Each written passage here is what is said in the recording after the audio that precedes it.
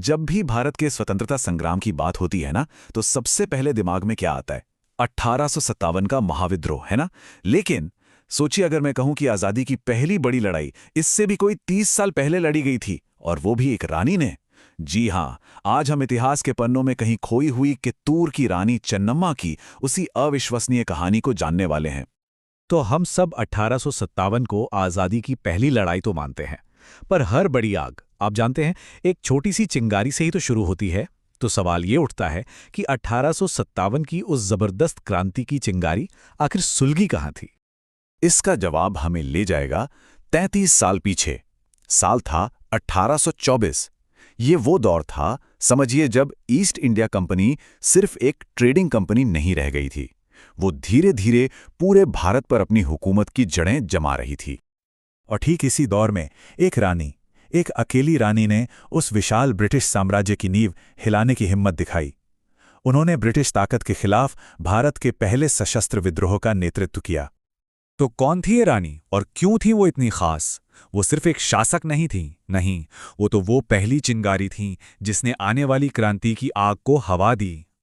ये है कित्तूर की रानी चन्नम्मा। इनका नाम इतिहास में अमर है। क्यों? क्योंकि उन्होंने वो कर दिखाया जो उस समय कोई सोच भी नहीं सकता था। उन्होंने ये साबित कर दिया कि ब्रिटिश साम्राज्य की ताकत को भी, हाँ, चुनौती दी जा सकती है। लेकिन रानी का ताज पहनने से बहुत बहुत पहले वो एक योद्धा थी। उनके शुरुआती जीवन ने ही, आप कह सकते हैं, उस फौलादी इरादों वाली महिला की नींव रखी थी जिसे दुनिया ने बाद में देखा। देखिए, उनकी कहानी एक छोटे से गांव से शुरू होती है, पर उनकी परवरिश बिल्कुल असाधारण थी। सोचिए, उस दौर में जहां लड़कियों को, महिलाओं को कितनी बंदिशों में रखा जाता था। चन्नम्मा ने घुड़सवारी, तलवारबाजी और तीरंदाजी में महारत हासिल की। कमाल की बात है ना, उनकी बहादुरी के चर्चे इतने थे कि लोग उन्हें बचपन से ही वीरांगना कहने लगे थे। और फिर महज 15 साल की उम्र में वो कित्तूर की रानी बनी। तभी से उनकी नेतृत्व क्षमता साफ दिखने लगी थी। और ये जो बात है ना, ये उनकी पूरी शख्सियत को बयां करती है। वो मानती थीं कि एक महिला होना कोई कमजोरी नहीं है, बल्कि ये तो शक्ति का एक दूसरा रूप है। और सच पूछिए तो उन्होंने अपनी पूरी जिंदगी इसी बात को साबित किया। लेकिन किस्मत को कुछ और ही मंजूर था। उनका शासन शांति से नहीं चलने वाला था। जल्द ही एक के बाद एक मुसीबतों ने, त्रासदियों ने उनके राज्य कित्तूर को एक बहुत बड़े संकट में डाल दिया। जरा इस टाइमलाइन पे नजर डालिए। देखिए कित्तूर पर मुसीबतों का पहाड़ कैसे टूटा। 1816 में उनके पति राजा मल्लसर्ज नहीं रहे, और ठीक 1 साल बाद उनके इकलौते बेटे की भी मौत हो गई। अब कित्तूर का सिंहासन खाली था, कोई सीधा वारिस नहीं था। और ये खबर गिद्ध की तरह नजर गड़ाए बैठे अंग्रेजों के लिए किसी सुनहरे मौके से काम नहीं थी। और इस मौके को बुनाने के लिए अंग्रेजों के पास एक कानूनी हथियार भी था, डॉक्ट्रिन ऑफ लैप्स।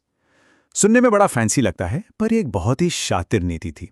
इसका मतलब सीधा सीधा था, अगर किसी भारतीय राजा का कोई बेटा यानी सीधा पुरुष वारिस नहीं है, तो उसका राज्य सीधे सीधे कंपनी सरकार हड़प लेगी। मतलब ये कित्तूर की आज़ादी पर, उसकी संप्रभुता पर एक सीधा हमला था। अब रानी ने क्या किया? उन्होंने भारतीय परंपरा के हिसाब से एक बेटे को गोद लिया ताकि राज्य बच जाए। लेकिन अंग्रेज, उन्होंने इस गोद लिए हुए बेटे को वारिस मानने से साफ साफ इनकार कर दिया। तो अब रानी के सामने सिर्फ 2 ही रास्ते बचे थे, या तो घुटने टेक दें या फिर युद्ध के लिए तैयार हो जाएं। और रानी चन्नम्मा का जवाब इतिहास में गूंज गया। उन्होंने गुलामी नहीं, संघर्ष चुना।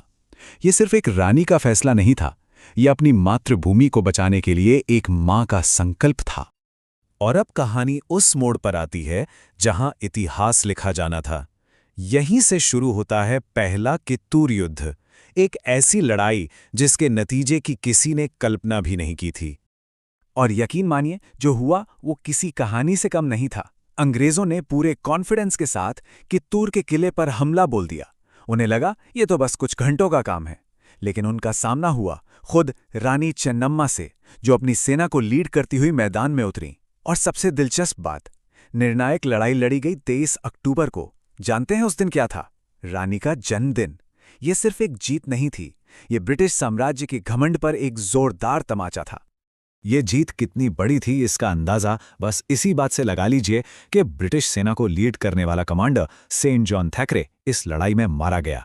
सोचिए जरा, एक भारतीय रानी ने दुनिया की सबसे ताकतवर सेना को धूल चटा दी थी। ये उस समय के लिए एक अविश्वसनीय, एक अभूतपूर्व घटना थी। लेकिन ये जीत एक तूफान से पहले की खामोशी साबित हुई। अपनी हार से बौखलाए अंग्रेज भला कहाँ चुप बैठने वाले थे। उन्होंने कित्तूर को हमेशा के लिए नक्शे से मिटा देने के लिए एक और भी बड़ी और घातक तैयारी शुरू कर दी। ये दूसरी लड़ाई बराबरी की तो बिल्कुल नहीं थी। आप खुद ही सोचिए, एक तरफ थे कित्तूर के मुट्ठी भर सैनिक जिनका सबसे बड़ा हथियार था उनका हौसला, और दूसरी तरफ ब्रिटिश साम्राज्य की विशाल सेना जो भारी तोपों के साथ 3-3 दिशाओं से हमला कर रही थी। और इससे भी बुरा यह हुआ कि कुछ अपने ही लोगों ने गद्दारी की। उन्होंने अंग्रेजों का साथ देकर कित्तूर की पीठ में छुरा घोंप दिया।